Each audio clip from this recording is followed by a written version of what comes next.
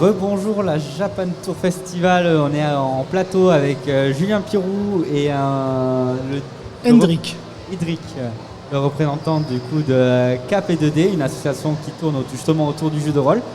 Donc on est ensemble jusqu'à 14h, 13h30, 14h il me semble,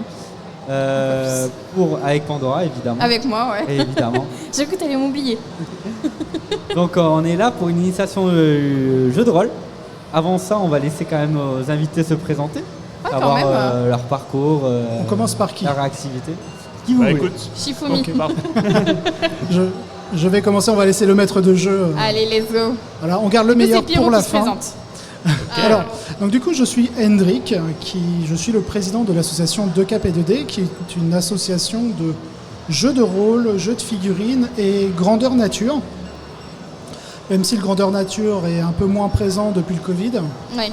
Mais on a toujours des membres qui participent justement à des jeux de rôle grandeur nature. On organise aussi des petites murder parties, des soirées enquêtes. On est hébergé donc sur Tours, au centre socioculturel de Courteline, depuis presque 10 ans. Et on développe justement, enfin on se redéveloppe justement sur d'autres parties de jeux, notamment le jeu de figurines. C'est une petite section qu'on va ouvrir à partir de la saison prochaine. Et puis voilà, n'hésitez pas à venir nous voir. On est là hors période de vacances scolaires. On est ouvert le vendredi soir et un samedi par mois. Vous pouvez aller sur notre site internet, vous aurez tout le calendrier. Okay. 2cap-et-2d.com. D'accord, très bien. Et donc moi c'est Julien Pirou. Voilà, certains m'ont peut-être vu à l'époque sur une chaîne qui s'appelait No Life, où notamment je présentais déjà des émissions sur le jeu de rôle à l'époque. J'étais aussi, j'ai fait des petites apparitions dans des séries comme Flanders Company et des choses comme ça. Dans la vraie vie, je suis concepteur de jeux, je travaille principalement dans le jeu vidéo, mais j'écris et j'édite aussi mes propres jeux de rôle, parce que le jeu de rôle, comme dirait Omar Sharif, c'est ma grande passion. C'est une référence de vieux, ça, désolé. Et là, du coup, je présente mon nouveau jeu, en tout cas le livret de mon nouveau jeu, voilà, qui s'appelle la Bannière de la Liberté. Voilà, qui est donc un jeu de pirates de l'espace lourdement inspiré entre autres d'Albator, mais pas que, aussi Firefly, The Outer Worlds, plein de choses, Crimson Skies pour ceux qui ont connu ce jeu. Et donc voilà, pour la petite histoire, en fait, la Bannière de la Liberté, ça a d'abord commencé comme une sorte de fan game que j'ai écrit il y a presque 20 ans pour jouer dans l'univers de Matsumoto justement, d'Albator, avec les règles d'un autre jeu de rôle qui s'appelle Pavillon Noir, qui est vraiment un jeu de pirate un peu historique. Et du coup, j'ai eu envie de revisiter cette thématique, mais cette fois-ci en faisant quelque chose qui soit son propre univers et pas un fan game officieux, même si évidemment l'ADN est toujours très présent. Moi, je suis un très très gros fan d'Albator et de Leiji Matsumoto, donc évidemment, c'est l'une des influences majeures du jeu. D'accord, très bien. Moi je vous propose de commencer la partie tranquillement. Voilà. De découvrir nos personnages. Nos personnages. Puisqu'on les a pris au hasard. On s'est dit que ça allait être un peu plus drôle de choisir.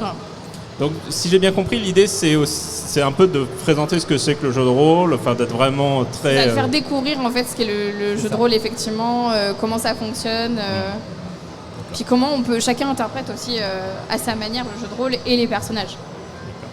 Donc pour celles et ceux qui regardent et qui n'ont jamais fait de jeu de rôle ou se demandent ce qu'est le jeu de rôle, donc le jeu de rôle c'est un loisir collectif, on pourrait dire un jeu de société finalement, où les joueurs, avec généralement un meneur de jeu, donc dans le cas présent c'est moi, vont participer à une narration commune, une aventure, où les actions de leurs personnages vont être résolues par un système de règles, en général en lançant des dés. Alors il y a aussi des jeux sans dés, tout ça, mais ce jeu-là, c'est avec des dés. Et donc les personnages sont définis par des caractéristiques, exactement comme dans un RPG, si vous jouez aux jeux vidéo ou des choses comme ça, genre on va avoir tant de force, tant de dextérité et ainsi de suite, mais qui vont déterminer en fait quel type de lancer de dés le joueur ou la joueuse va effectuer pour savoir si l'action est réussie ou non. Et évidemment, contrairement à un jeu vidéo où tout doit être programmé à l'avance et où on peut rarement s'éloigner vraiment du chemin prévu. Dans le jeu de rôle, le meneur de jeu peut rebondir sur les réussites ou les échecs des joueuses et des joueurs. Et l'intrigue, souvent, part dans des directions que personne n'avait prévues au départ. Et c'est ça, évidemment, qui fait partie du fun de ce loisir. Est-ce que tu peux nous parler un petit peu aussi, parce que tu nous as parlé de échec et réussite. Alors, du coup, par rapport, toi, aux dés, lesquels dés tu vas utiliser et à quel niveau tu vas parler? Donc, qu'est-ce qu'un échec, qu'est-ce qu'une réussite et qu'est-ce qui est échec critique et réussite critique? Alors, dans le système, enfin la bannière de la liberté, c'est un jeu qui utilise un système que j'ai créé, que j'utilise sur tous mes jeux en fait, que j'appelle le moteur 3D, parce qu'on va utiliser 3 types de dés. Le jeu de rôle, souvent on utilise des dés un peu exotiques. Donc on va avoir des dés à 6 faces, donc ça c'est le dé que tout le monde connaît. On va avoir aussi des dés à 8 faces, un peu plus rare, et des dés à 10 faces. Et donc c'est ces 3 types de dés. Et selon les situations, on peut en lancer jusqu'à 3 simultanément. C'est de là que vient le nom moteur 3D. Et en fait, si vous regardez sur vos fiches de personnages, vous voyez que vos personnages ont des attributs où il est indiqué D6+. Donc n'importe quelle action peut être effectuée par les personnages, il n'y a aucune limite. Mais si le personnage n'a pas été entraîné dans ce domaine, il va juste lancer un D6 plus l'attribut qui semble plus adapté. Et s'il y a une petite flèche qui pointe vers le haut, qui est noircie, ça veut dire que sur ce jet de dés, le personnage a un dé de fortune, c'est-à-dire qu'il va lancer un deuxième dé en plus. Okay. C'est-à-dire qu'il va lancer 2 D6. Un dé bonus. Voilà. Et les résultats des dés vont s'ajouter. C'est comme ça, si le personnage obtient le score maximum sur son dé de fortune, c'est là où la réussite de l'action va devenir spectaculaire. Et des choses chouettes vont se passer. Mais à l'inverse, s'il y a une petite flèche qui pointe vers le bas, ça veut dire que là, le personnage a un dé d'adversité. Souvent, c'est lié à son histoire personnelle, ses traits, ses petites lubies. Ouais. Et ça veut dire qu'il va jeter un deuxième dé, mais là, ce deuxième dé va être soustrait au résultat du premier dé. Ok. Et si malheureusement le deuxième dé fait le dé d'adversité fait le résultat maximal, alors là ça va être un échec désastreux où des choses moins sympas vont se passer en général. Après l'idée c'est que, enfin en tout cas c'est ma philosophie, un échec au dé ça doit jamais causer par exemple la mort d'un personnage. Parce que mourir parce qu'on a fait on n'a pas eu de chance sur les dés, je trouve ça un peu triste. Donc voilà, l'idée c'est que ça complique beaucoup la vie des personnages, mais que ça soit pas quelque chose de définitif. Si le personnage a reçu un entraînement, ça veut dire qu'il a une capacité, et s'il possède la capacité, en fait, il va lancer un dé 10, donc un dé à 10 faces. Donc il a beaucoup plus de possibilités de faire des résultats plus élevés, et donc d'avoir de meilleures réussites à son action. Le moteur 3D, c'est un système où il y a des degrés de réussite, c'est-à-dire que c'est pas juste réussite ou échec, on peut aussi avoir une réussite partielle, on réussit un peu, mais voilà. On peut aussi avoir une réussite majeure, donc il y a plusieurs gradations comme ça de réussite. Et globalement, les échecs vraiment cuisants, purs et durs, c'est quand même assez rare dans ce système, parce que l'idée c'est que ça avance et qu'il se passe des choses, quoi.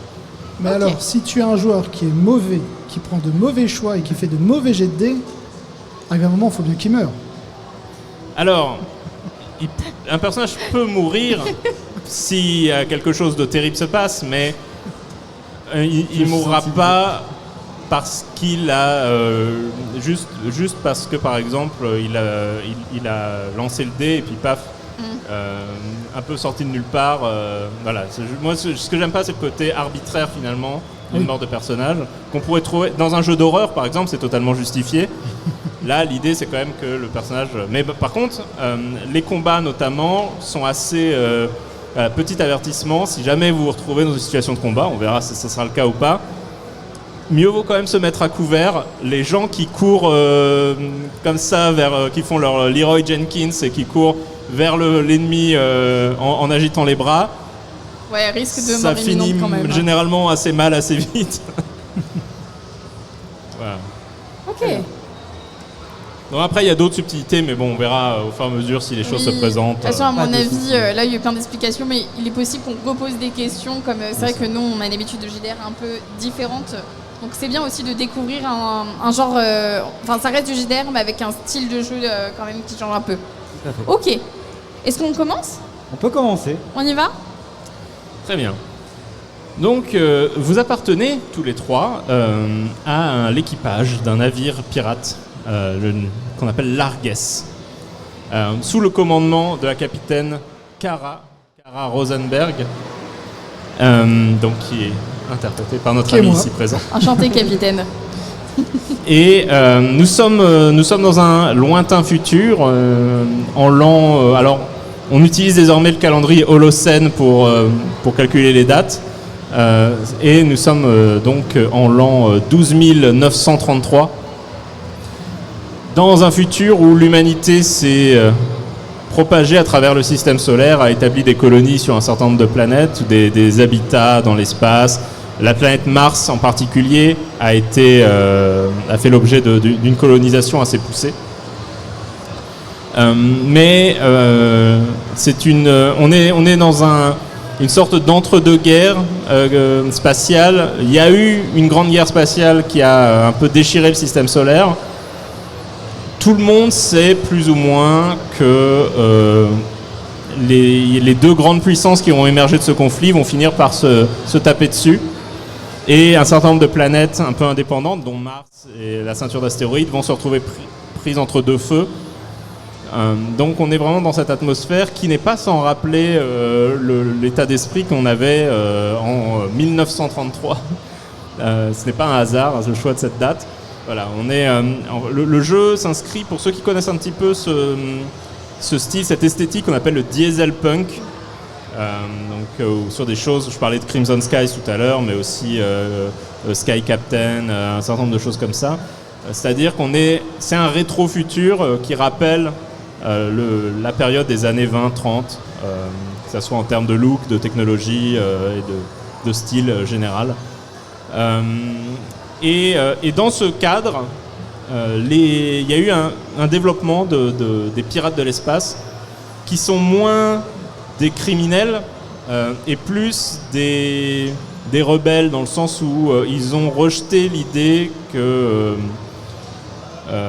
la seule manière de vivre, c'était de plier le genou face à l'une des puissances. Eux, ils croient dans ce qu'ils appellent le grand rêve. C'est l'idée que l'humanité a un futur dans l'espace et un futur de liberté. Et ils ont choisi de défier finalement les autorités pour maintenir ce rêve vivant. Ok. Voilà.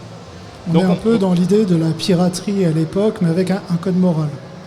Voilà, on est un peu... C'est un peu la piraterie, pas tellement historique, plutôt telle qu'elle est idéalisée parfois. C'est ça. Le côté pop. Voilà. Ok. Très très bien. Donc on a la capitaine ici, Kara, et quels sont vos personnages? Alors moi, je suis Suero Zambrano. Et moi je suis Lucille Moore. Voilà.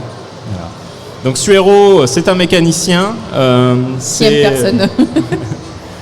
C'est le mécano de l'Arges. Et Lucille, c'est une jeune pilote qui pilote notamment un chasseur. Ah, c'est parfait pour conduire un vaisseau, un capitaine, une pilote et un mécano. Voilà. On a une compo plutôt équilibrée, j'ai envie de dire. Je trouve qu'on a bien géré en fin de compte le hasard. Est-ce qu'il y avait d'autres personnages du coup?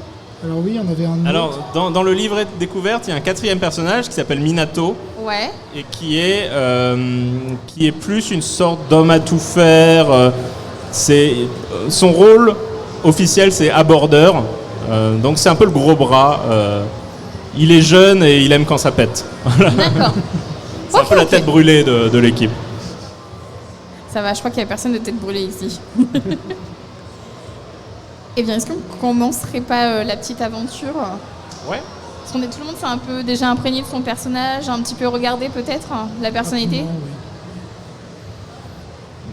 Vous vous trouvez donc actuellement sur Mars. Mars, planète rouge, qui est plus qu'entièrement rouge désormais grâce à la terraformation.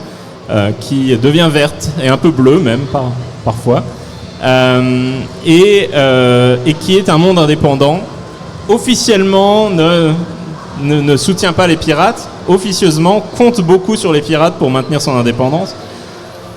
Et notamment, vous trouvez dans une des grandes cités de Mars, la cité d'Arcadia, une sorte de paradis décadent, assez art déco dans l'esprit, un endroit où on fait la fête. Voilà, c'est une ville qui ne dort jamais et où les pirates viennent à la fois chercher des tuyaux pour de futures aventures, un peu se renseigner sur ce qui se passe dans le système solaire et en apprendre un peu plus aussi sur l'évolution des lignes entre les deux grandes puissances du système solaire que sont l'Union solaire côté Terre et l'Empire jovien du côté de Jupiter. En fait, la ceinture d'astéroïdes, c'est un peu la ligne de démarcation. C'est le rideau de fer, là c'est le rideau d'astéroïdes entre les deux puissances. Et tandis que vous vous trouvez à Arcadia, vous êtes plus particulièrement à la recherche d'un composant de remplacement, parce que lors de votre dernier voyage, le dispositif, le générateur d'intercision spatio-temporelle, qui est le dispositif qui permet au vaisseau de se déplacer à des vitesses beaucoup plus élevées qu'il ne le devrait normalement, a subi une avarie. La rumeur dit que ce serait dans une bataille contre des navires de l'Union solaire, mais officiellement vous n'avez pas été vu, donc pas vu, pas pris. Mais du coup, voilà, vous avez besoin d'un composant de remplacement pour cet appareil essentiel au déplacement d'un vaisseau à travers l'espace. Votre contact habituel, un certain Xan Swanson, un homme d'affaires qui vous sert un petit peu de reseller et d'indic, connaît un scientifique qui développe un nouveau modèle de générateur d'intercision. Et il serait prêt, en fait il cherche un équipage un peu suffisamment fou, suffisamment désespéré peut-être pour tester ce nouveau générateur. C'est quoi comme générateur ? C'est un générateur donc, qui crée une intercision spatio-temporelle. Honnêtement, personne ne sait vraiment expliquer comment ça marche. Ça permet de faire un saut dans l'espace-temps et de parcourir une distance de plusieurs millions de kilomètres en un éclair. Et qu'est-ce qu'il a de particulier par rapport à un générateur standard ? Le générateur standard, c'est des générateurs à hélium 3. L'hélium 3, c'est le combustible le plus précieux de l'univers. C'est un combustible qui permet de faire en gros de la fission nucléaire propre. Et le générateur hélium 3 permet de se déplacer déjà à des vitesses très respectables. Mais pour vous donner une idée, alors tous les calculs des distances dans le système solaire se font en unités astronomiques. Une unité astronomique, c'est la distance entre la Terre et le Soleil. Pour donner une idée. Donc ça correspond à 150 millions de kilomètres. Ok.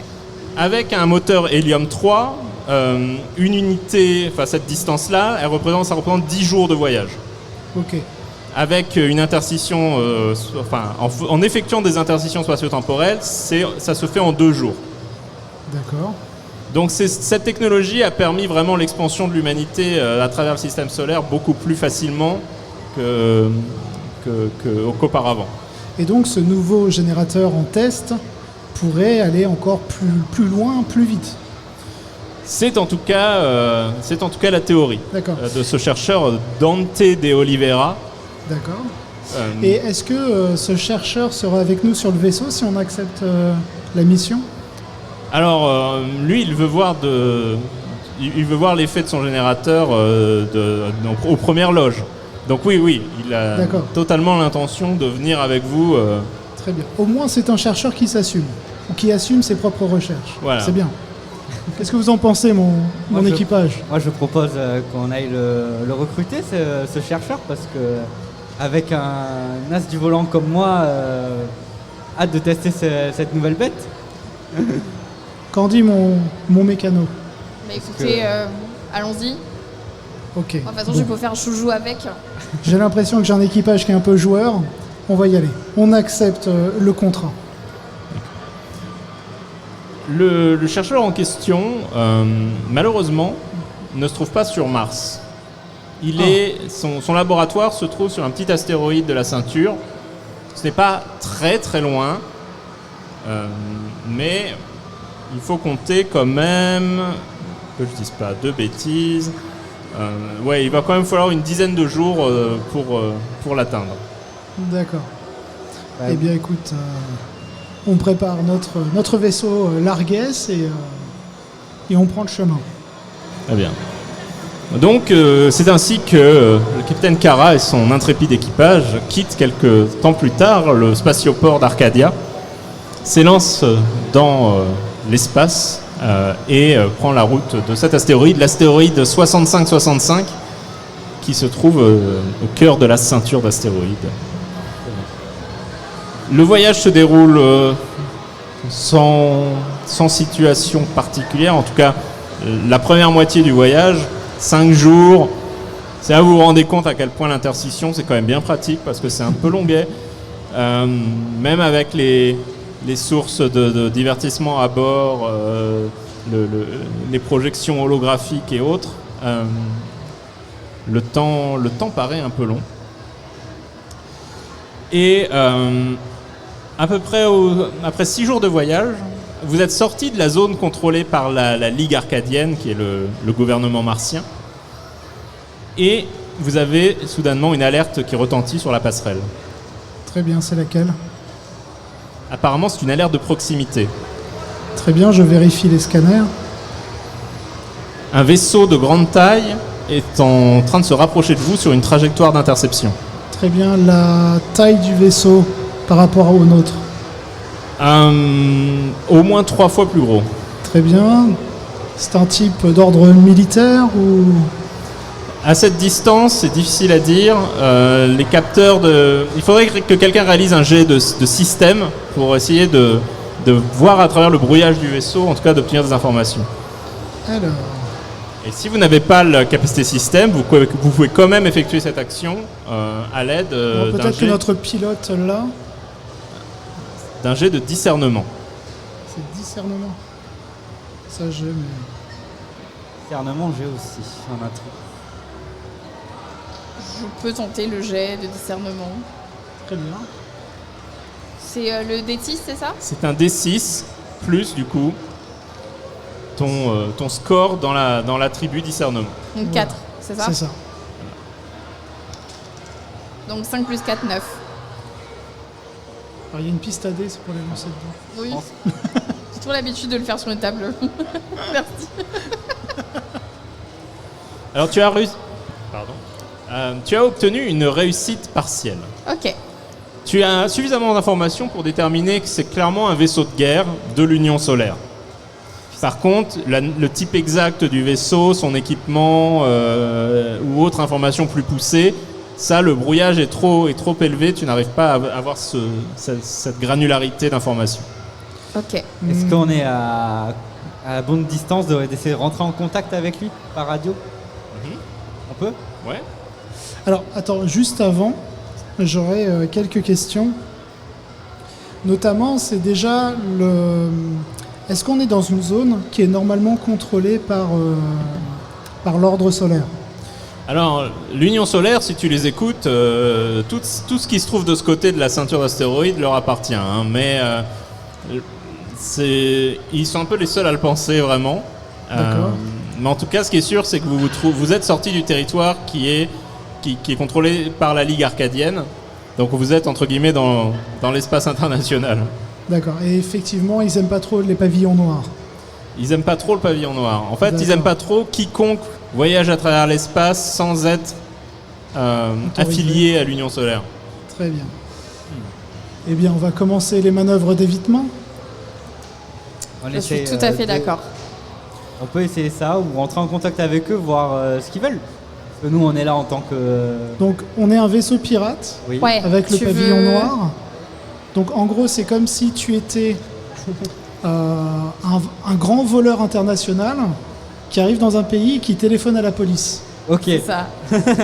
On va donc Je vois éviter, l'idée, on va ouais. faire Alors, si ton effectivement. nom c'est Arsène, Voilà, on va effectivement essayer de les éviter. Ça sera plus. Voilà, ils vont nous arrêter, ils vont faire bon, vous avez tout ça comme chef d'accusation, Effectivement. ça dépasse la table et vous voulez quoi? Jouons la sécurité. Voilà. Effectivement, Il vaut mieux. Je suis un peu en train de voler sans permis, donc On a, c'est pas fou.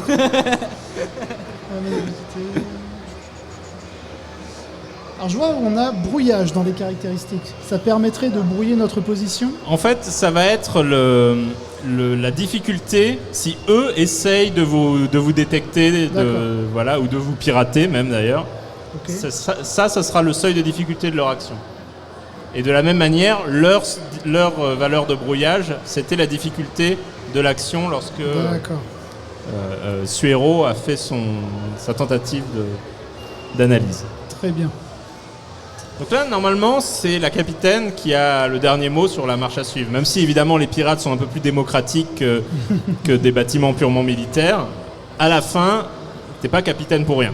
Eh C'est bien, ça. capitaine, on voulait choisir. Hein. Ben, on va commencer les manœuvres d'évasion pour aller se planquer. Après, je sais pas trop si ça fonctionne un peu comme beaucoup de films de SF. Plus on se rapproche de la ceinture d'astéroïdes, plus on va pouvoir utiliser les astéroïdes comme moyen de camouflage. Si on arrête les moteurs, les systèmes électroniques, pour soit se faire passer pour une épave, soit pour un astéroïde. Ça serait théoriquement un bon plan, mais le seul problème, c'est que vous êtes encore à au moins 2 jours de la C'est ceinture ça. Et d'astéroïdes. donc du coup, je pense que la manœuvre d'évasion, afin de mettre un maximum de distance, j'ai aucune idée de la rapidité du vaisseau qui nous suit. À mon avis, ils sont plus rapides que nous. En tout cas, le calcul de la trajectoire indique qu'il est en passe de vous rattraper. Ouais. D'accord. Par rapport à la distance où nous sommes l'un et l'autre, ils n'ont aucune visibilité directe sur nous. C'est qu'à travers les Absolument. scanners, etc. Très bien. Eh bien, on va commencer des manœuvres. On ne va pas changer notre direction. Je présume que le vaisseau a des stigmates ou comment j'appellerais ça, des décorations pirates, où on peut retirer tout pavillon noir pour se faire passer pour un vaisseau cargo, parce qu'à la base, l'Argus est un vaisseau cargo. Alors, les décorations pirates, il y en a, mais ils ne seront en mesure de les voir que quand ils seront très très proches de vous. Il faudrait vraiment qu'ils aient le nez sur vous pour les voir. D'accord. Les distances dans l'espace sont tellement vastes que... Eh bien, on va cacher un peu nos... On va essayer de les contacter. Ok, et on se fait passer pour un... On se fait passer pour un vaisseau cargo qui avons une marchandise et on doit l'apporter. Le laboratoire de recherche est un laboratoire secret ou connu? D'après ce que vous a dit Swanson, ce professeur de Oliveira est plus ou moins clandestin. D'accord. Ok. Et hormis, Intéressant. Et hormis sur l'astéroïde en question qu'on rejoint, est-ce qu'il n'y a que ce laboratoire ou il y a d'autres choses? Il y a des habitants, Là, vous n'avez pas tellement plus d'infos. On n'a pas assez de connaissances du territoire. D'accord. Eh bien écoutez, on va les contacter par radio pour se faire passer pour un vaisseau cargo qui apportons de la marchandise. La Lune est habitée, je présume. La Lune, elle est habitée? La Lune terrienne, Oui. alors il y a des mines d'hélium-3, mais c'est surtout des mines automatisées. Il n'y a pas vraiment de colonie sur la Lune. Ok. Très bien. On Mais raconte qu'il y aurait des Mais sites... du coup, s'il y a des sites d'hélium-3, il y a forcément des vaisseaux cargo qui font des allers-retours. Voilà, l'hélium-3 est principalement extrait sur la Lune et sur Mercure. Très bien. Et, Et bien du coup, on va leur faire croire qu'on a un vaisseau cargo en direction pour la Lune, afin de ravitailler la Terre en hélium. Donc on essaie de les contacter, sans changer notre cap. Et si jamais la discussion part mal, Petit coup d'accélérateur, j'ai compris. voilà. Ok, capitaine. Très bien. Voilà. On vous suit. On essaie de maintenir un cap à peu près régulier, mais tout en nous éloignant petit à petit. Puis si au dernier moment tout va mal, on part. Une voix un peu robotique, sans doute, voilà, juste le logiciel, le logiciel automatique de communication du vaisseau, de l'autre vaisseau, retentit sur la passerelle, vous demandant de vous identifier.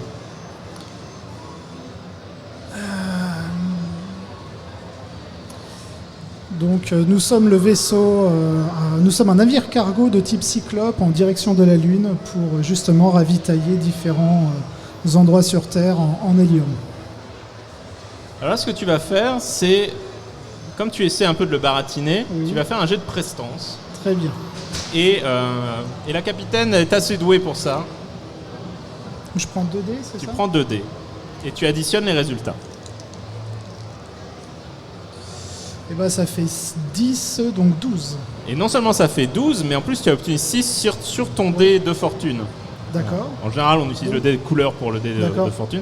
Et donc, je Ce qui veut rajoute dire un que dé. non, ça veut dire juste que ta réussite elle est spectaculaire, D'accord. C'est une Bon. réussite critique un peu. en quelque sorte. Voilà. D'accord. Et l'idée, moi ce que j'aime bien faire dans ces cas-là, c'est tout simplement de demander plutôt à la table, à votre avis, que se passe-t-il? En quoi cette réussite est spectaculaire? Donc, membre d'équipage, à votre avis, que se passe-t-il quand la capitaine réussit de manière spectaculaire à baratiner ce logiciel? Ils gobent totalement ce qu'elle dit, en fait, tout simplement. Ils écoutent et pour eux, il n'y a pas de problème. Et, Tout est normal, quoi. Voilà, tout est normal. Tout est en règle. Comme tu es très équipé, tu as un registre toujours sur la passerelle avec plein de codes d'identification divers et variés voilà, mieux vaut ne pas savoir où tu as obtenu ça. Donc tu en sors un, voilà, tu me racontes que ce vaisseau n'est pas l'Argès, tu te présentes comme étant le navire marchand Hermès. Voilà. Tu donnes un numéro de code, tu mets vraiment toutes les formes, tu cites tous les protocoles, tous les trucs, vraiment. Même vous êtes assez bluffé de voir à quel point elles se font dans le moule De l'administration. du Vous savez, un capitaine administratif. bureaucratique. Et à bout d'un petit moment, une voix retentit, cette fois-ci une voix humaine. Bien reçu, vaisseau Hermès. Désolé de vous avoir fait peur. On vous avait pris peut-être pour des flibustiers. Est-ce que vous avez besoin d'une escorte? Non, tout ira bien. Vous nous protégez déjà très très bien. Je suis ravi que vous nous ayez accueillis de cette manière, car ça montre que les bordures de l'Union solaire nous protègent. Bon, nous allons reprendre notre patrouille. Bonne route, Hermès. Vous aussi, bon courage et continuez votre protection. Terminé. Waouh, capitaine! Quel Incroyable. exploit! Bien joué, capitaine. Je sais jouer du violon. L'ordinateur, l'ordinav de l'Argès, l'ordinateur de navigation, Et bluffé aussi. confirme que le vaisseau est sorti de sa trajectoire d'interception et repart maintenant. Très bien. On maintient notre cap pour pas éveiller le moindre soupçon. Il n'y a pas d'autres incidents sur le reste du voyage et quelque part c'est mieux parce que sans générateur d'intercision, la fuite c'est quand même moins facile. Ouais, ça aurait été plus compliqué. Et vous finissez par arriver en vue de la ceinture d'astéroïdes. Ici, il va falloir commencer à un peu piloter, car même si vous avez des coordonnées, la ceinture, c'est un territoire où les obstacles sont en mouvement permanent. Je vais faire confiance en mon pilote pour ça. Rentrer en manœuvre d'esquive, du coup, je pense, tranquillement, tout en restant très prudent avec le mouvement des astéroïdes et tout ça. Donc tu vas faire un jet de pilotage. Ok. Et il me semble que sur cette capacité, tu es particulièrement doué et tu as même le dé de fortune. C'est-à-dire que tu vas lancer 2 dés 10. Oui, c'est dans les capas. Attends. J'ai fait un 3 et un 8. Plus, du coup, tu rajoutes ton score de pilotage. Plus 4. 15. Donc, c'est une excellente réussite. On voit l'Argès a un score de maniabilité de 12. Oui. Donc, tu es largement au-dessus.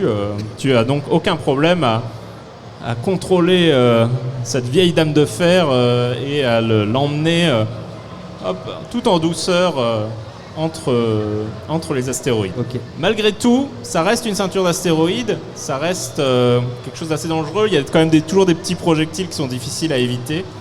Donc, est-ce qu'on peut me passer un D6, s'il vous plaît? À toi. À qui? Je vais même prendre un D8. Donc, l'Argès a subi 4 points de dégâts de structure Aïe, en aïe, naviguant aïe, les aïe. astéroïdes. D'ailleurs, Bon, ça aurait pu être bien pire. Ça aurait pu être pire, ouais. Ah, d'accord. Du coup, va falloir réparer tout ça à cause de toi. Comment ça à cause de moi? Tout de suite, tu mets en doute mon. Tu fais même mon pas pilote. attention. Si vous avez besoin de prendre des notes sur vos fiches, Ouais. vous pouvez utiliser ça, ça s'efface très facilement. D'où les fiches plastifiées. À force de faire des conventions, on prend des habitudes, on développe des techniques. Vous arrivez en vue de l'astéroïde de 65-65, où se trouve du coup rien en apparence. Petit astéroïde, une dizaine de kilomètres de diamètre. Vous pensez qu'il y a certainement un système de brouillage qui est là pour éviter que des indésirables ne repèrent le laboratoire. On essaie de rentrer en contact. Alors, pas en contact physique. En contact audio. Swanson vous avez donné un code, d'identification que vous commencez donc à diffuser en direction de l'astéroïde. Et au bout de quelques minutes, vous obtenez une réponse avec des coordonnées plus précises qui vous dirigent vers un point particulier à la surface de l'astéroïde. Très bien, oui, on s'y dirige. En arrivant tout près, vous vous rendez compte que, en fait, il y a effectivement une base à cet endroit, mais qui est peut-être un ancien complexe minier ou quelque chose du genre, en tout cas, qui est dans un cratère de l'astéroïde. Est-ce qu'on a la place pour y accoster le vaisseau ou on doit le mettre en... Il y a de quoi amarrer un vaisseau, D'accord, mais voilà, c'est pas un spatioport. évidemment. Donc pour le coup, il va falloir effectuer un autre jet de pilotage pour venir s'amarrer à ce complexe. Fais attention, On compte sur toi. on te surveille. J'ai fait un 2 et un 0. Un 0, c'est... Ah non, c'est un D10. Le 0, c'est Bah, un le 10. 0, c'est un 10. Ah, C'était c'est sur plus le- agréable. sur Sur quel dé? C'était sur le blanc le 0. donc Ah, c'est dommage. pas- Mais bon, tu arrives quand même à amarrer sans trop de difficulté l'Argès. Ça va, c'est pas un vaisseau trop important et surtout, l'un des attraits de ce modèle de vaisseau pour les pirates, c'est qu'il est conçu pour pouvoir se poser à peu près n'importe où, ce qui va pas être le cas par exemple d'un gros navire de guerre. Ouais. Donc ça joue en votre faveur et assez rapidement, vous êtes connecté au complexe, le SAS s'ouvre, petite dépressurisation, repressurisation, tout ça, et vous entrez dans le laboratoire. On est accueilli par une équipe où il n'y a personne. Vous êtes accueilli par un individu en blouse, portant une blouse blanche, qui a tous les attraits du scientifique, à part la peau, puisque c'est un cyborg. C'est un homme qui vit dans un corps mécanisé. D'accord. Donc ce n'est pas du tout notre chercheur. Ah si, il se Si, présente. c'est lui. D'accord. Monsieur C'est vous De que Oliveira Swanson envoie? Oui, exactement. Je suis le docteur De Oliveira. Exactement. Très bien, bonjour, enchanté. Oui. Enfin, ne perdons pas de temps. Vous avez besoin d'un moteur et moi, j'ai besoin de le voir en action. Très bien. Eh bien, je vous donne les accès pour l'installer. Je vous présente notre mécanicien qui va justement vous aider dans cette tâche. Ouais, Bonjour. très bien. Voilà, je vous explique tout. Vous suivez juste mes instructions. Hop. Allez, et que ça saute. Ok. Il a une... Vous sentez à son ton que soit il a passé un peu trop de temps tout seul, soit il est habitué à ce que les gens fassent ce qu'il dit, quoi. Très bien. En tout cas, vous y passez 3 bonnes heures à installer le nouveau moteur, le nouveau générateur, pardon. Il ressemble... vous voyez que c'est la même technologie, mais évidemment, là, on sent un moteur, enfin, une version un peu plus artisanale, quelque chose qui... Voilà, c'est pas un modèle de série, clairement. Mais en tout cas, en apparence, il vous donne pas l'impression d'être tellement différent de celui que vous aviez auparavant. Ok. Au niveau de l'installation, rien à dire, rien de particulier par rapport à mon mécanicien. Rien de particulier. Le docteur De Oliveira vous recommande de conserver, entre guillemets, de démonter en fait l'ancien générateur au cas où il y aurait besoin de pièces détachées. C'est toujours utile. Ça peut servir. Ça Et peut servir. une chose que vous voyez assez rapidement, une fois qu'il est, on va dire, comme relié au système du vaisseau, c'est que, oui, il semble être plus puissant en termes de génération d'intercision. Par contre, il consomme aussi beaucoup plus d'énergie que le précédent. Ok. Donc, Et par rapport à sa consommation d'énergie, ça ne va pas impacter la structure du vaisseau. ça ne devrait pas, Ça mais ne devrait pas. D'accord. Voilà. Normalement, vous pouviez effectuer un saut par jour. Mhm. Là, le temps de recharger le générateur, il faudra compter 1 jour et demi. D'accord. Très bien. Vous êtes quand même gagnant parce que théoriquement, il devrait aller 2 fois plus rapidement, enfin faire des sauts 2 fois plus longs. Ok. D'accord. Mais voilà, ça demandera, c'est des éléments de planification en Très fait. bien. C'est ce qu'on appelle un saut de la foi. Voilà. C'est en tout cas la théorie. Ok. Donc, on installe tout ça, on le recharge. Rien de particulier toujours. Rien de particulier. Je surveille quand même sur le pont si jamais nos scanners nous informent d'un mouvement particulier ou autre. Suero, tu vas faire un jet. Je ne sais pas si tu as la capacité observation. Ouais, je l'ai. Là, tu vas faire un jet d'observation. Donc un dé de 10. C'est ça.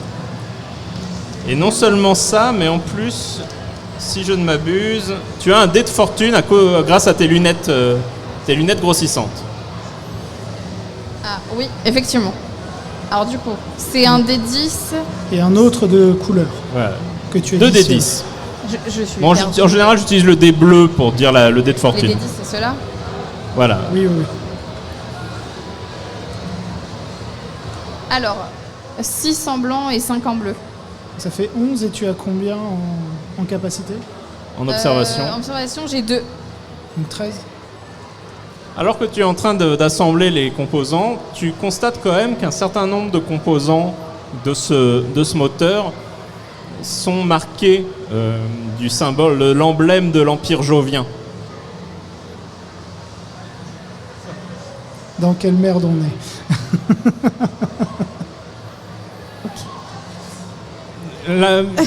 Au-delà de la ceinture d'astéroïdes, les conditions de vie sont tellement difficiles qu'une grande majorité des citoyens de l'Empire sont mécanisés. Ceci explique cela. Tu penses que probablement le docteur De Oliveira, voilà, c'est probablement un ancien scientifique de l'Empire qui est passé de l'autre côté de la ceinture. Ok. Mais possiblement en emmenant avec lui un certain nombre de matériel et de composants. Ok.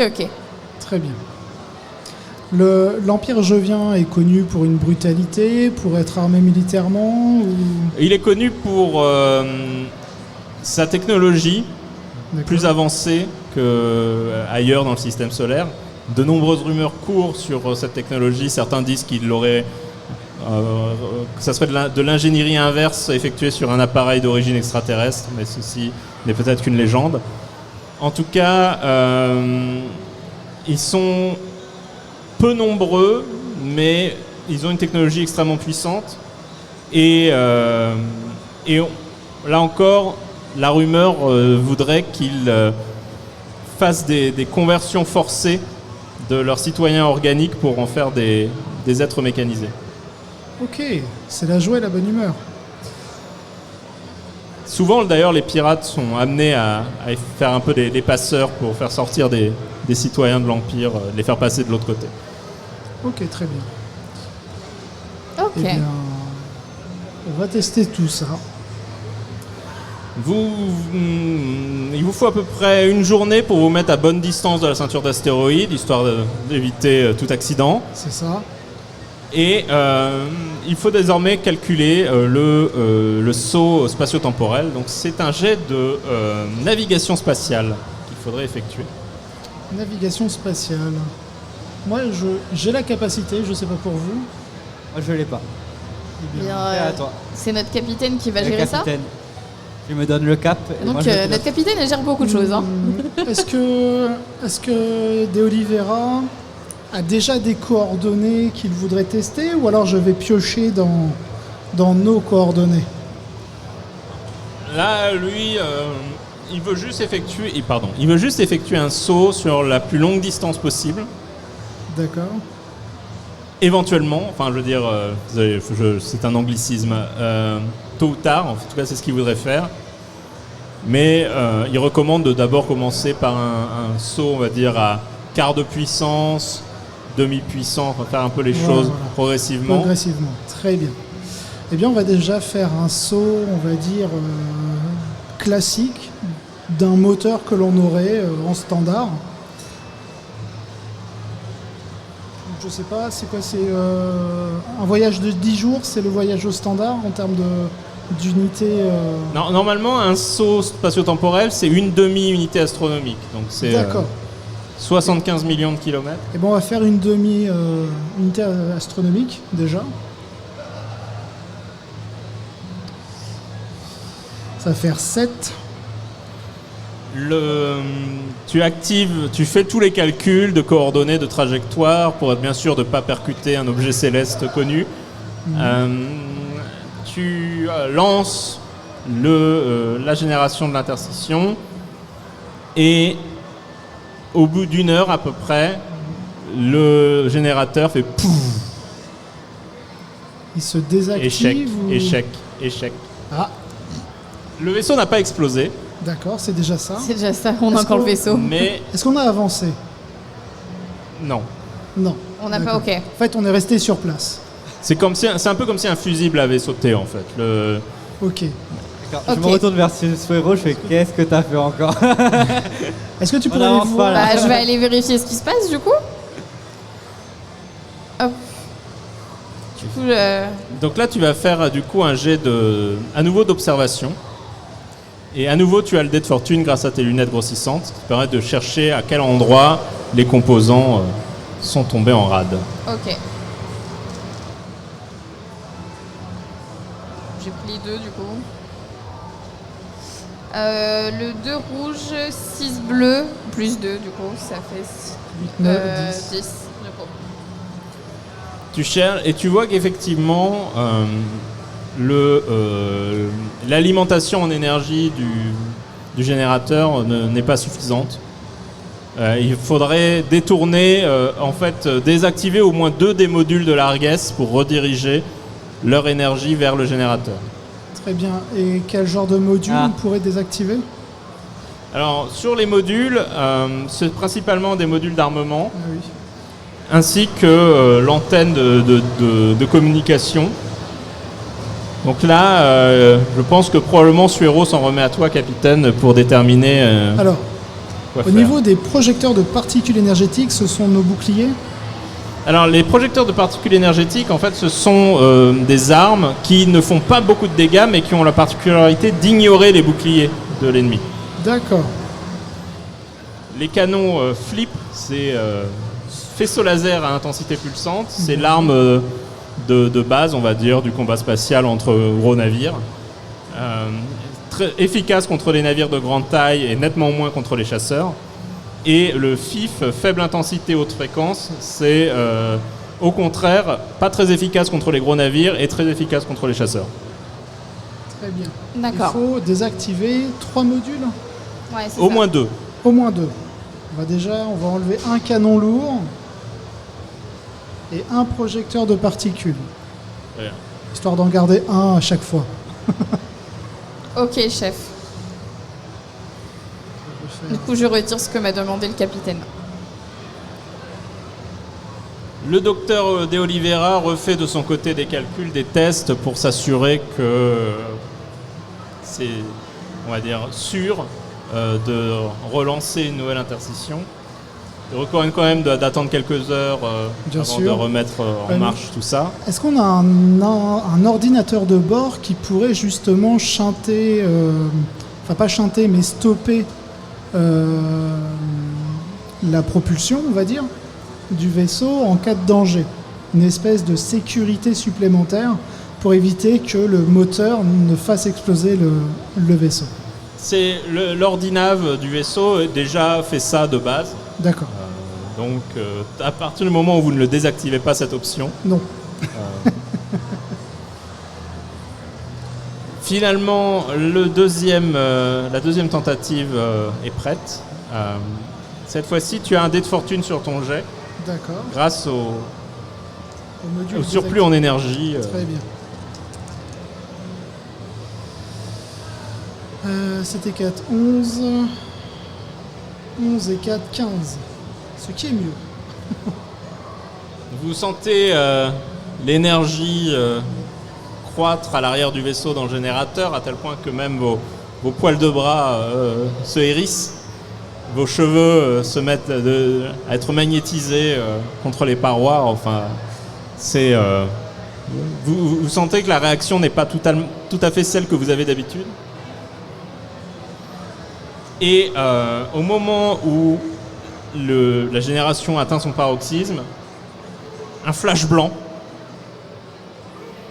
Vous avez l'impression qu'on vous déplie comme un gant et qu'on vous replie ensuite en sens inverse. D'accord. Et vous vous rematérialisez quelque part. Ok. Et quelque part, c'est-à-dire on ne sait pas où.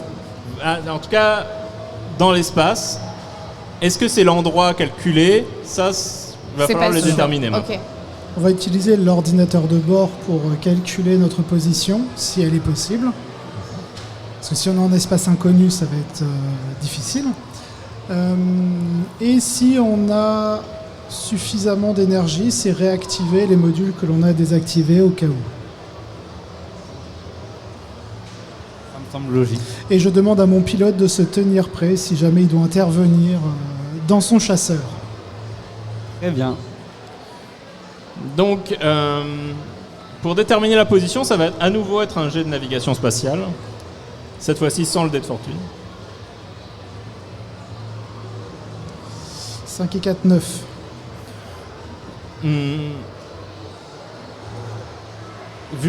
Tu sais pas exactement où vous êtes, Ouais. mais clairement du mauvais côté de la ceinture d'astéroïdes. Alors, celle qui est entre la Terre et Mars ou celles qui sont encore plus loin? Alors pas la ceinture de Kuiper, juste la ceinture centrale. Sauf Je préfère demander. que vous étiez côté interne et là vous êtes côté externe. D'accord. Donc on est plus proche des Joviens, de l'Empire c'est Jovien. ça. Très bien. Et par rapport aux coordonnées que l'on avait inscrites, il y a un différentiel important? En tout cas, vous êtes à la distance prévue, D'accord. mais vous êtes parti en sens inverse. Ok. Alors, on pourrait tenter un truc. On vous écoute, capitaine? Mais je ne vous assure pas une belle survie. N'aime pas le mais. Puisque l'on a mis des coordonnées qui nous ont fait partir dans le sens inverse, Inverser si les on coordonnées. rentrait les coordonnées inverses, est-ce qu'on irait dans le bon sens par rapport aux réelles coordonnées à laquelle on voudrait y aller? Ça J'espère se que les gens nous ont tente. suivis. J'en parle un petit peu aux scientifiques pour avoir son... Déjà, lui demander s'il s'est pas trompé dans ses coordonnées. Oui. Oui, C'est lui peut-être. qui nous a donné. Il a sorti, lui, une espèce de tablette et il est en train de refaire plein de calculs. D'accord. Possible qu'il se soit trompé en fait. Nous sommes tombés dans un puits gravitique, mais comment cela est possible Cela ne devrait pas avoir lieu. Est-ce que c'est l'excès de puissance qui a causé cet accident Je ne comprends vraiment pas. Très bien. Très bien, très bien. Au niveau des scanners, pas de danger autour de nous, pas d'alerte, Pas pour l'instant. pas pour Je l'instant. reste à l'affût, capitaine. Très bien. Du coup, qu'est-ce qu'on fait? Eh bien, je vais attendre l'aval un petit peu du professeur, voir déjà ce qu'il en pense de ce premier saut et s'il veut retenter un nouveau saut identique ou un peu plus loin. Dans tous les cas, là, vous en avez pour 1 jour et demi à recharger le générateur. Ah, on est D'accord. obligé de recharger. Très bien. Eh bien, Lui, en tout cas, est plutôt d'avis de refaire tous ses calculs parce que clairement, il y a un facteur inconnu qui est entré en jeu. Et il a cette attitude mi-curieux, fasciné par ce qui vient de se passer, mi-agacé que ses calculs ne soient pas les bons. très bien. Eh bien, du coup, on va le laisser calculer. Pendant ce temps, c'est le vide autour de nous. Il n'y a pas de planète à proximité, de lune, d'astéroïdes. Non. Non. Très Non, bien. entre la ceinture et Jupiter, c'est Ouais. le néant. Très bien. Eh bien, on va rester vigilant quand même sur les scanners. On va faire un roulement habituel de l'équipage sur leur poste, en restant tout de même prêt à intervenir au cas où. Plusieurs heures passent sans vraiment dans une espèce d'expectative. Tout le monde attend que le système soit prêt à resservir. Et finalement, vous êtes la recharge du générateur est prête. Vous pouvez relancer les calculs et effectuer un nouveau saut dans à peu près 1 heure. D'accord, très bien. On désactivera les mêmes modules pour le saut, mais pour l'instant on les garde actifs. Ok. Et on patiente, on se tient prêt chacun à son poste. Je me prépare à retirer les modules. Mon pilote prêt à intervenir au cas où. Ça, la main sur le manche. Tout de même, pendant cette journée, est-ce que par rapport aux dégâts subis dus au pilotage zélé à l'arrivée dans la ceinture d'astéroïdes pour rejoindre le laboratoire, est-ce qu'on a pu effectuer quelques réparations? Alors, les réparations comme ça en extérieur, il faut pouvoir être à quai en fait, il faut être en cale sèche D'accord. pour pouvoir les faire. Très bien. Les réparations de la coque, malheureusement, On n'a pas d'astro-robot. non. C'est pas le bon univers. Faudrait que je il suffit- répare un jour cette coque. Il suffit pas d'un petit droïde qui Qui bip tourne bip. un truc dans une prise et paf, la coque à nous est réparée magiquement. La magie. Et à peu près, voilà, le générateur est à mi-charge à peu près, Ok. lorsque le bruit familier d'une alerte retentit sur la passerelle. Ah, Ah, c'est pas vrai. Qu'est-ce qui se passe encore? qu'est-ce qui se passe? Que vois-je? C'est une alerte d'intercision imminente. D'intercision? Quelque chose est en train de sortir de l'espace-temps à proximité du vaisseau. Très bien. Nous, on est prêt à partir ou... Il faut compter encore 20 bonnes minutes avant que le générateur soit prêt. Très bien, on va s'éloigner du vaisseau qui arrive. Je pense, ouais. peut même Sur les s'éloigner. écrans, un vaisseau énorme, même plus gros que celui que vous aviez vu auparavant. C'est matérialisé à distance, on va dire, sûr. Ok. Mais néanmoins, il sera sur vous dans une dizaine de minutes. Très bien. Donc on va s'éloigner, on va garder nos canaux radio ouverts pour toute discussion, au cas où. Mais on s'éloigne quand même, au cas où. En Il faut rester prudent. Les gros, En sachant qu'il nous reste 20 minutes d'attente. Donc on C'est peut ça. essayer de jouer dessus. ouais. Le but, c'est simplement de gagner du temps. Dès qu'ils ont fini leur voyage, on va dire, ils sont sortis de leur faille spatio-temporelle, on va communiquer avec eux. Je présume que le temps qu'ils arrivent, il y a les canaux radio sont un peu brouillés ou autres. Donc voilà. Le but, c'est toujours de gagner le temps pour qu'on puisse se barrer. Quelque chose, une vive lumière illumine toute la passerelle avec une détonation à quelques kilomètres spatiaux de l'Argès. Un tir de semonce. Très bien, qui ne nous vise pas directement, mais à côté. En tout cas pour cette fois. Très bien, je rentre en communication avec eux. Sur l'écran de communication principale apparaît le visage d'un cyborg clairement conçu pour avoir l'air le plus inhumain possible, Très bien. le plus effrayant possible, qui avec une voix extrêmement robotique, là au contraire par exemple du docteur qui bien que cyborg s'exprimait avec une voix encore très humaine, lui parle vraiment comme ça. Très bien. Ok. Vaisseau non identifié, mettez un terme à votre génération d'intercision spatio-temporelle immédiatement. Rendez-vous sans faire d'histoire ou vous serez détruit. Je réponds favorablement, mais. Il y a toujours un mais. Je cherche à discuter avec eux en leur montrant quand même de bonne foi. Je vais désactiver les 2 modules d'armement que j'ai cochés pour leur montrer ma bonne foi. Comme quoi, oui, on va obtempérer sans souci. Toujours, je cherche à discuter pour gagner ces fameuses 20 minutes afin que l'on se barre. Écoute, fais un jet de prestance. Très bien. Allez, capitaine. On vous fait confiance. J'ai l'œil sur la montre. On y va quand? C'est un cyborg, je pense pas que je vais négocier grand-chose. Mais... Non, effectivement. Oula.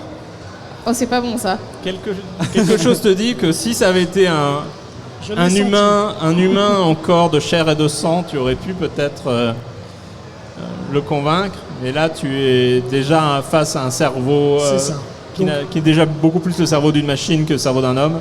Pour le public, j'ai fait un 1 sur mon dé bonus, ce qui n'est pas bon signe. Et en tout, ça me fait 6. Ah ce qui oui. est Effectivement, pas c'est très bon. très peu.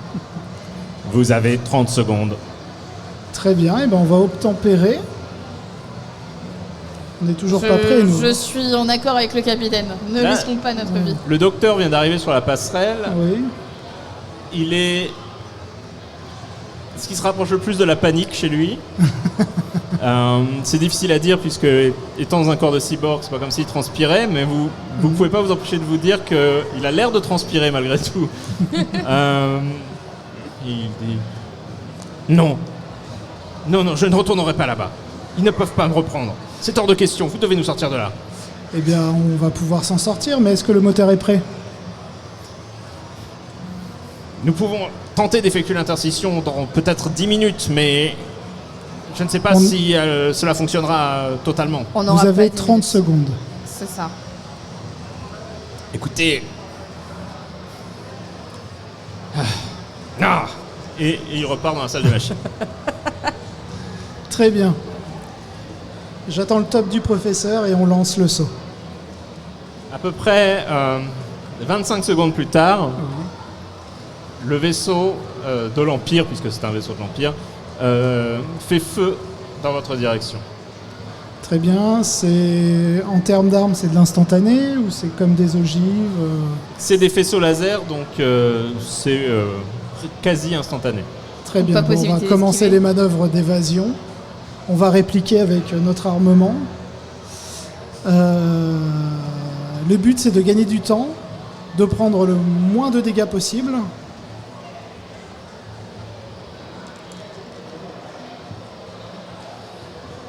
Et de faire le saut. Je demande aussi à l'ordinateur de navigation de commencer les calculs pour le saut au niveau des coordonnées.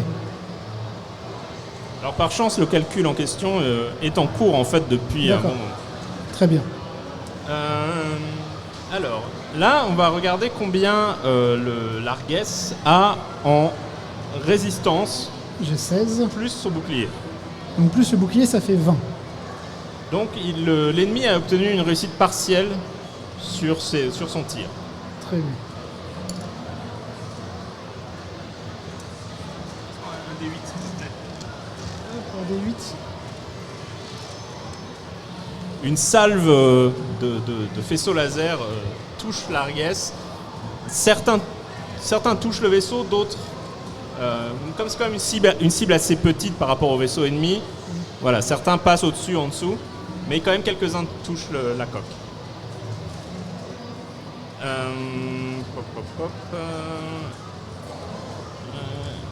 Et Larguesse perd 8 points de structure. Ok, 8 points de structure. Probablement pas trop se faire toucher comme ça. Oui, oui, oui. Très bien. Je contacte le professeur, où il en est. J'y suis presque. Très bien. Là, tu vas faire un jet de commandement. Est-ce qu'on se mettrait pas sous le vaisseau? Parce que peut-être qu'il pourrait pas nous toucher. Tu s'il y veux a pas de essayer tourelle, d'esquiver sous le vaisseau. sous le vaisseau? Ouais. C'est ce qu'il va falloir faire. On va tenter. Pilote. Tu m'as dit un jet de commandement. De commandement, oui, tout à fait. C'est ici, 10, des 10. 7 et 4, 11. Tu as donc obtenu une réussite partielle face au commandant ennemi. D'accord. C'est ce qui va permettre de déterminer combien d'actions tu vas pouvoir effectuer en tant que capitaine, donc combien d'ordres tu vas pouvoir donner dans ce tour. Donc, comme c'est une réussite partielle, tu vas pouvoir donner 2 ordres, puisque c'est la moitié de ton commandement. D'accord. Très bien. Un ordre, par exemple, ça peut être d'attaquer, ça peut être d'effectuer une manœuvre, ça peut être... Alors, au niveau de la manœuvre, on va continuer notre manœuvre d'évasion, mais en essayant de trouver un angle mort des tirs du vaisseau ennemi, ou en tout cas un angle où on est atteint par des armes, on va dire, qui sont peu létales pour nous. Et le deuxième ordre, ça va être d'attaquer le vaisseau ennemi, trouver un point faible et tirer dessus. Alors, Ok. donc, le premier ordre, du coup, c'est chercher une position défensive. Pardon. Donc, il faut que tu donnes quelqu'un de ton équipage, ou toi-même, fasse cette action qui est une action de pilotage.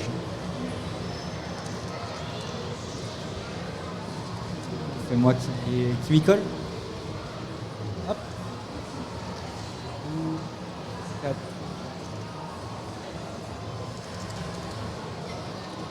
J'ai fait un 8 et un 4. Et un quoi? Un 8 et un 4. Un 4. Un 4. Donc, plus ta valeur de pilotage. Non, pas maîtrise. Ah, pilotage, c'est plus 4. Donc 18. 18. C'est donc une réussite majeure. Oh. On a un Donc bon pilote. la résistance de Larguesse est augmentée de 6 points jusqu'au prochain tour. Ok. Et pour faire feu, là ça va être une manœuvre d'artillerie.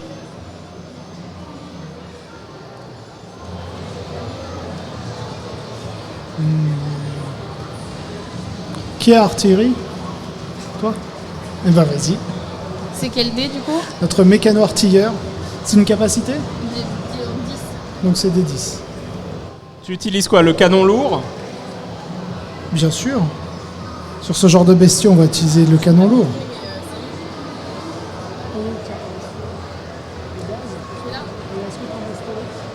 Non, j'ai pas d'astérix, donc du coup, D'accord, il y aura alors, pas, c'est que le Vas-y. seul. Allez, Pandora. Ça fait 4. Hein.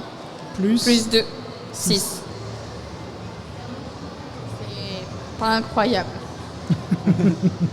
Ah, c'est mieux que rien.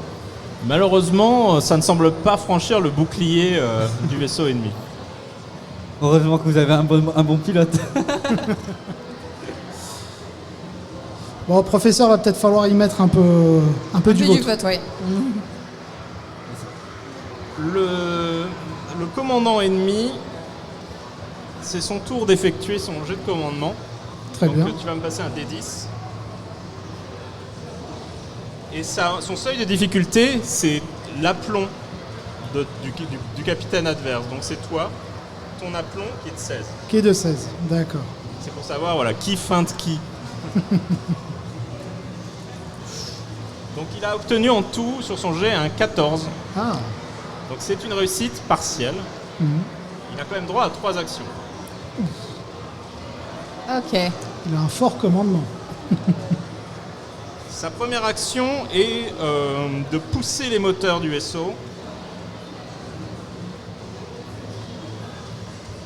Mais sur un vaisseau de cette taille, la poussée n'est pas suffisamment importante pour vraiment faire gagner du terrain de manière significative. Sa deuxième action est de tenter ce qui s'apparente à probablement une tentative de piratage, en tout cas de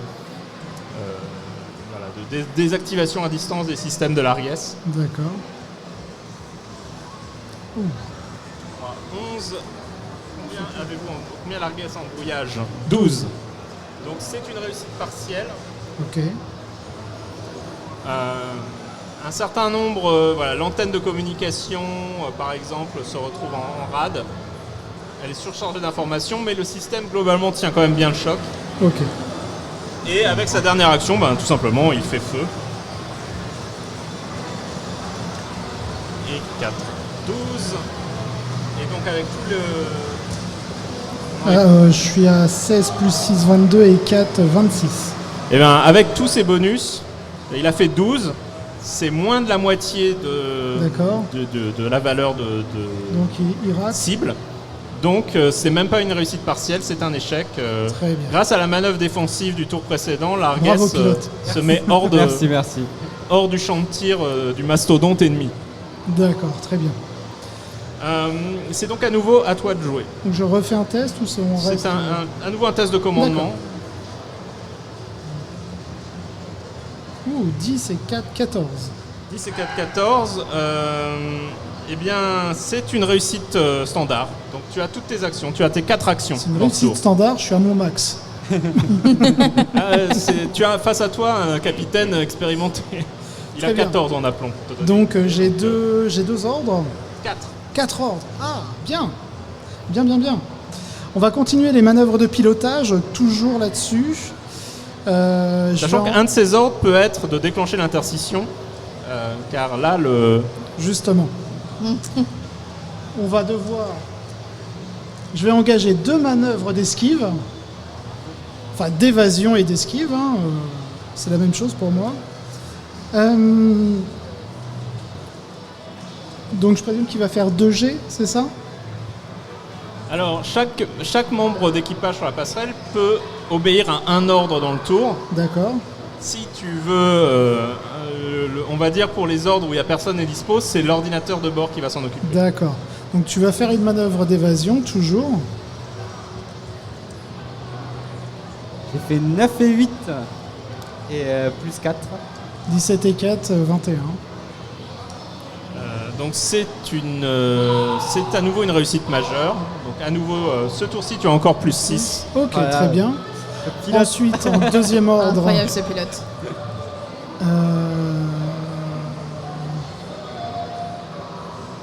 Est-ce qu'on a aussi une capacité à attaquer au niveau informatique le vaisseau adverse? Tout à fait. Exact. Ce que lui a fait, par exemple, c'est un jet de système. Ça permet, par exemple, de désactiver les boucliers. le Est-ce temps que d'un mon tour. mécano a ça? Est-ce que C'est- tu as système? Système, je n'ai pas. Ça sera discernement, par défaut. Ok, je peux faire discernement du coup. Eh ben vas-y. Ouais, je sais. Tu vas lancer un D6 plus ton discernement. Bah, 6 plus 4, 10. 10. C'est une réussite partielle. Tu parviens pas à désactiver l'intégralité de ses boucliers, mais tu réduis sa valeur de bouclier de moitié. Ok. Eh bien, je vais demander à l'ordinateur de bord de faire feu à l'endroit où les boucliers se sont dissipés. D'accord. Donc l'ordinateur, c'est un peu comme quand on utilise un attribut avec un personnage, c'est-à-dire que lui, il lance un D6, Ouais. plus sa valeur, donc, qui est de 3. D'accord. Mais comme là, tu vises un endroit particulier, tu as le dé de fortune sur cet Très ordre. bien.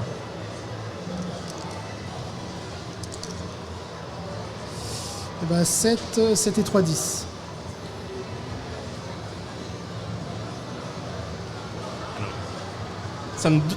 Ça n'aurait pas dû passer, mais les boucliers sont juste réduits suffisamment pour que ça passe. Donc l'attaque fait la moitié des dégâts.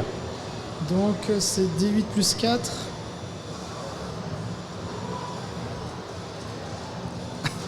5.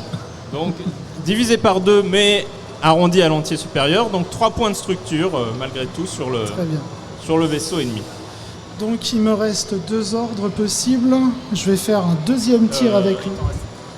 T'en J'en ai restes fait un. 1, 2, ah oui 3, non. Quatrième ordre, je demande je prends l'annonce de bord dans tout le vaisseau. Que vous soyez prêt ou non, professeur, on saute. Donc tu vas faire un jet de navigation spatiale.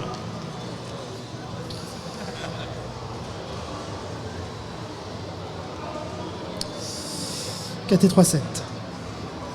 Tu sens que le vaisseau ennemi essaie de brouiller tes capacités de saut, mais tu lances la procédure quand même. Une lumière blanche aveuglante, encore cette impression de faire une montagne russe en version très très accélérée. Et l'Argès se rematérialise. Une fois encore, tu n'as aucune idée d'où vous êtes. Ok. Par contre, la bonne nouvelle, c'est que le vaisseau ennemi n'est plus du tout sur les écrans. Donc on s'est quand même déplacé, ce qui est déjà pas mal. Déjà un bon Comment point. on s'est éloigné d'eux? Donc on va... Une lumière rouge clignote, Oui, indiquant que le générateur d'interstition a fait une surchauffe et a connu une avarie. très bien. Eh bien je vais envoyer le mécano. Donc, j'envoie le mécano justement aider le professeur là-dessus. Et je vous demande d'avoir les communications ouvertes pour m'informer sur la situation. Très bien. Je reste sur le pont. En attendant, mon pilote doit se préparer à prendre son Tout à vaisseau fait. d'attaque, Tout à fait. au cas où. Je voulais demander, le petit, je crois qu'il a un petit vaisseau d'attaque. Oui, tout à Oui. fait. C'est un chasseur qui chasse d'autres chasseurs ou il peut saboter de plus gros vaisseaux avec? Alors, les chasseurs peuvent effectuer des frappes chirurgicales sur les vaisseaux de plus grosse taille, quel que soit le type de chasseur d'ailleurs. Mais voilà, de manière générale, les chasseurs sont rarement vraiment équipés pour effectuer des dégâts massifs à des navires Ok. ennemis. Donc c'est plus pour paralyser certains systèmes. Voilà, exactement. Ok. Ok. Donc j'attends des nouvelles de mon mécano et du professeur. Du coup, faut que je répare, c'est ça? Si j'ai pas bien entendu ce que tu En fait, l'ordre. il y a l'ordinateur de navigation qui m'indique des avaries sur le moteur. Ok, donc faut que je vérifie. C'est ça. Ok. Quelles avaries? Est-ce qu'il faut réparer? Qu'est-ce qui se passe? Au pire, Est-ce que le change vaisseau va moteur, hein. fondre? Au pire, change le moteur, on a toujours l'ancien. Alors, est-ce qu'on a déjà un autre moteur? Je suis pas sûre. Bah non, justement. Voilà. Il reste les moteurs Helium 3, mais Du coup, je suis l'ordre du capitaine et je vais aller regarder le moteur pour vérifier ce qui se passe. tu descends en salle des machines. Les systèmes d'urgence du vaisseau se sont automatiquement mis en route pour neutraliser un début d'incendie en salle des machines. C'est pas juste une avarie, il y a clairement toute une partie du générateur d'interstition qui a volé à travers la pièce et en partie à travers le professeur. Ok. Un être humain normal n'aurait pas survécu à se faire empaler comme ça par une grosse pièce de métal. Lui, comme c'est un cyborg, il est toujours vivant, mais pas très vaillant. Ok. Capitaine, on a un souci. Un gros souci. Est-ce qu'on a des médecins de bord ou... Vous avez la débrouille. Sur un ton un peu là, le docteur dit c'était le destin, me faire empaler par ma propre invention.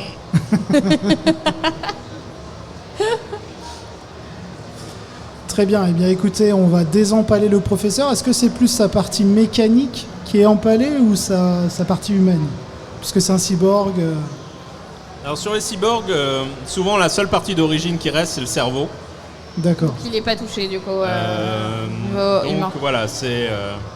C'est un problème d'ordre mécanique. voilà. Ok. Donc Eh ça, ben, je peux le réparer, peut-être après. Désempalez-le, réparez-le. Ce qui peut être réparé, bien sûr. Vérifier si on peut le réparer, ouais. rapidement. Et, mais avant tout ça, vérifiez. Vous le désempalez, mais avant de le réparer, vérifiez quand même le moteur du vaisseau. Ok. Bon. Il faut connaître les priorités. Le Ok. vaisseau en est une. Donc désempaler et aller regarder le moteur. Si je peux le réparer, c'est ça? Oui. S'il y a des réparations à faire, Ok. est-ce qu'il est utilisable Du coup, je vais regarder ça. Est-ce qu'il y a des réparations à faire? Est-ce que je peux les faire de moi-même? Est-ce qu'on a besoin de pièces ou pas? Alors, tu peux remercier le fait que le professeur t'ait fait démonter l'ancien moteur et le fait que tu as beaucoup de pièces détachées à disposition. Par contre, une chose est sûre, c'est que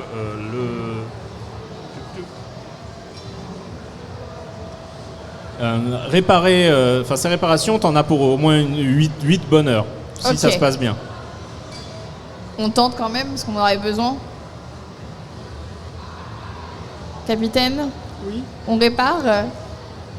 On a 8 heures, on a à peu près 8 heures pour réparer le moteur. Dans le Très meilleur bien. des cas. Dans le meilleur des cas. On répare. On répare?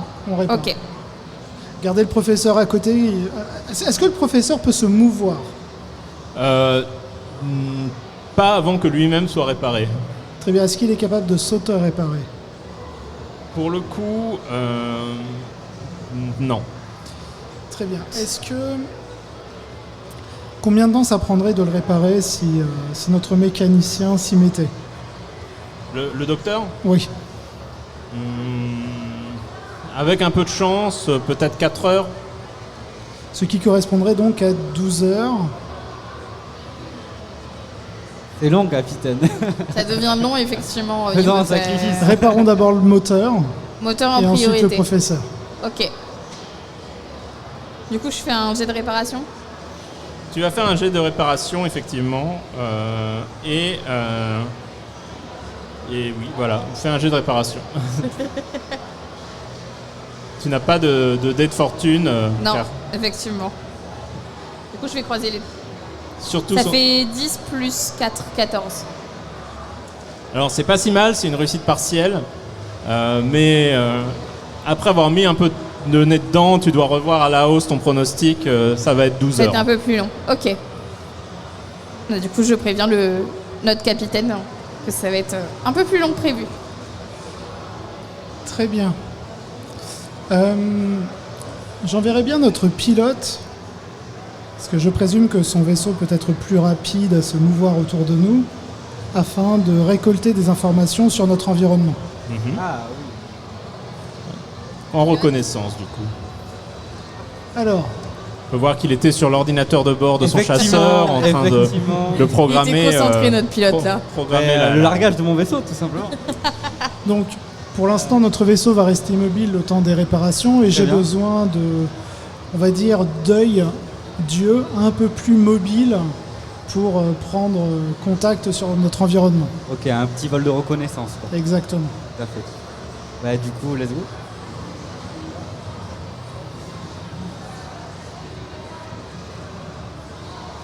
Du coup, c'est un lancer de pilotage.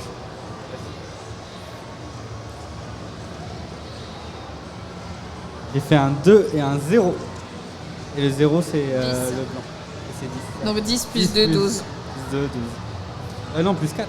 Plus 4. Plus 4, On donc a 14. 16 du coup.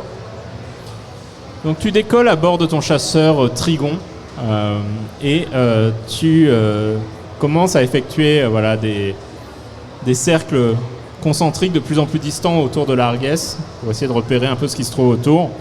Vous êtes dans une zone très sombre.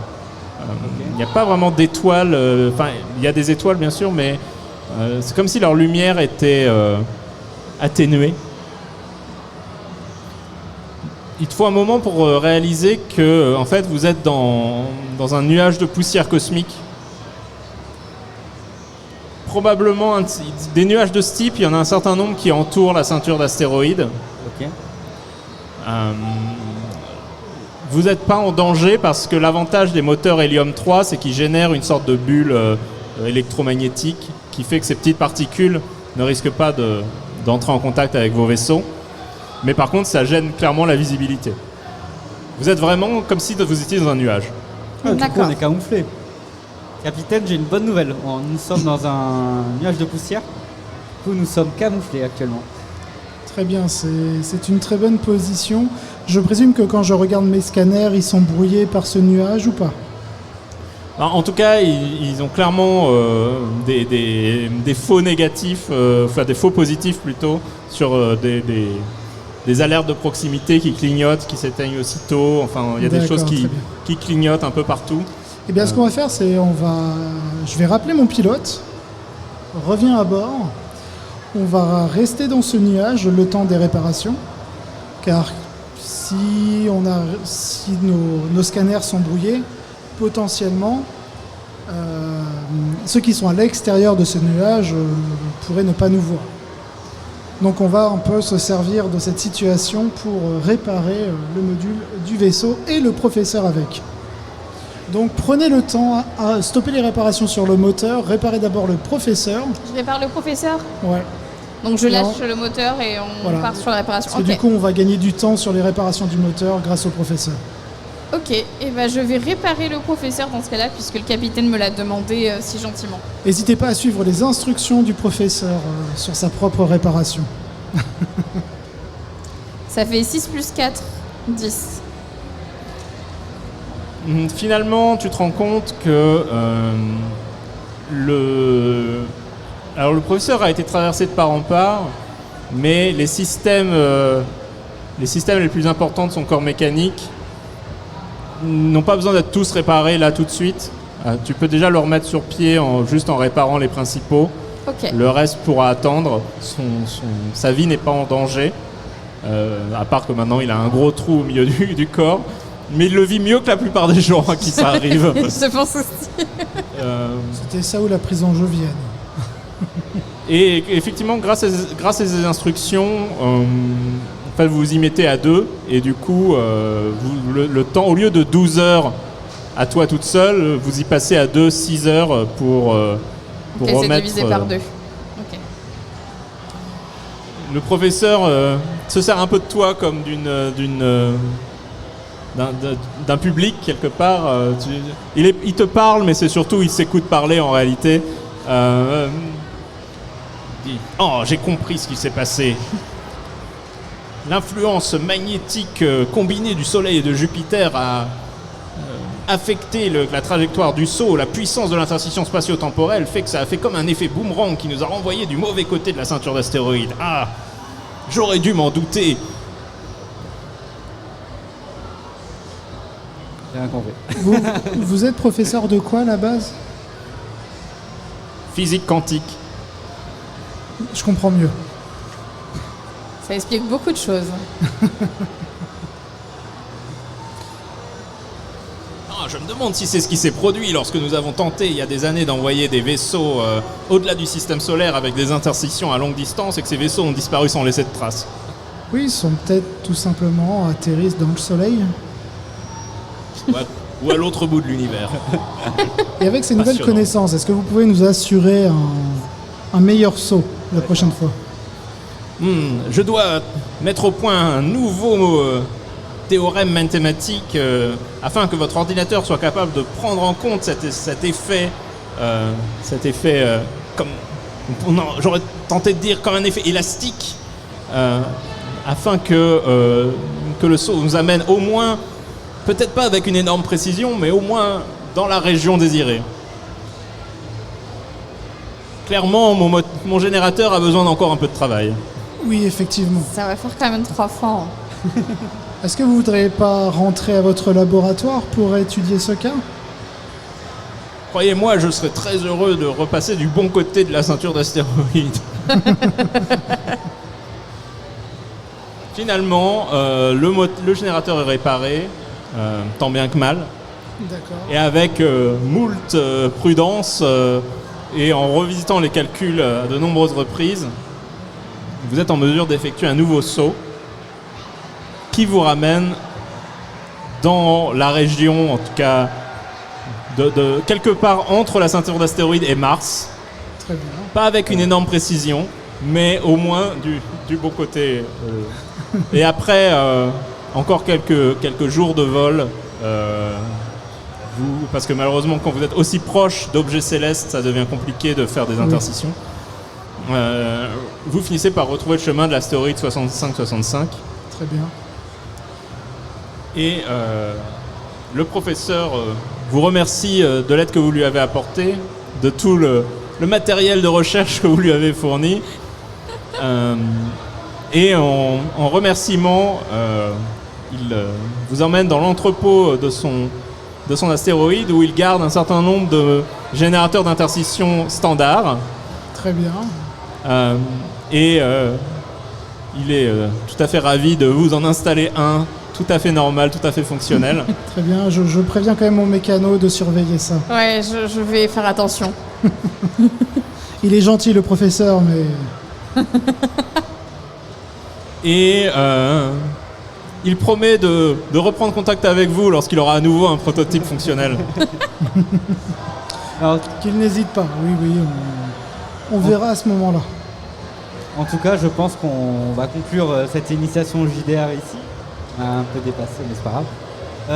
En tout cas, merci beaucoup d'avoir pris du temps pour venir ici et partager votre passion du JDR. Vous avez d'autres activités prévues dans le week-end? D'autres animations? Alors nous, durant le week-end, on anime donc dans l'espace qu'on appelle Green Zone, une arène avec différentes associations d'arts martiaux, de sabre laser, de kung-fu, de jeux de rôle grandeur nature. On a aussi un espace dédié aux jeux de société. Et donc tout le week-end, on anime les jeux de société, la présentation de l'association auprès du public et justement cette arène dans la Green Zone.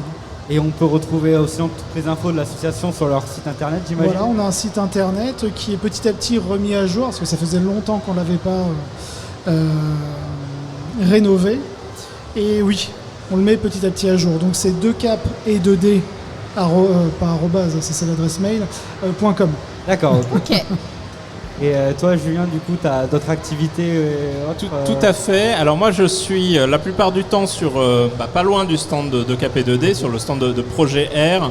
Et aujourd'hui et demain, de 17h à 19h, j'anime des parties justement de la bannière de la liberté, si jamais des gens veulent venir tester le jeu directement. Et sinon, je participe demain matin et dimanche matin à des conférences sur Leiji Matsumoto, donc l'auteur d'Albator. Demain, ça sera le Leiji Matsumoto que tes parents connaissent, c'est le nom de la conférence. On reviendra sur les œuvres un peu emblématiques. Et dimanche, plus particulièrement, ce sera le Leiji Matsumoto qui reste à découvrir. Parce que en fait, j'ai écrit un livre hommage à Leiji Matsumoto qui sort aux éditions Inis, qui est en avant-première sur le salon ce week-end. D'accord. Voilà, donc il y aura aussi des dédicaces et tout ça. Donc, voilà. Génial. Et on retrouve du coup tes JDR ou dans tous les magasins en partenaire ou, Alors, c'est vraiment du GDR indépendant, Ouais. c'est de l'impression à la demande et du PDF. Ok. Le plus simple, c'est d'aller en fait sur mon site internet qui est empireal.pirou.games. Ok. Alors, je ne sais pas si le lien pourra être posté quelque part, ce sera peut-être plus simple.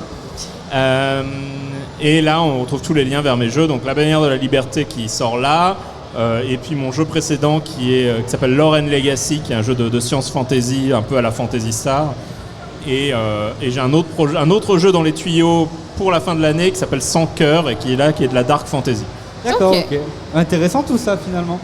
Il y a pas mal de choses. Du c'est coup, vraiment nous, bien. on va arrêter le live, il me semble, parce qu'on va passer chez Kerema. Ouais, c'est chez Kirema là, tout à fait. Donc, nous, on va en profiter pour cette petite pause pour aller manger. Et du coup, je vous retrouve chez Kerema tout à l'heure, enfin juste après, pour parler de comics. Voilà. Tout à fait. Avec plein d'invités, tous talentueux les uns que les autres. Voilà. Donc n'hésitez pas à rejoindre la chaîne de Kirema-san pour donc la partie comique. C'est ça. Allez, à toutes. À toutes.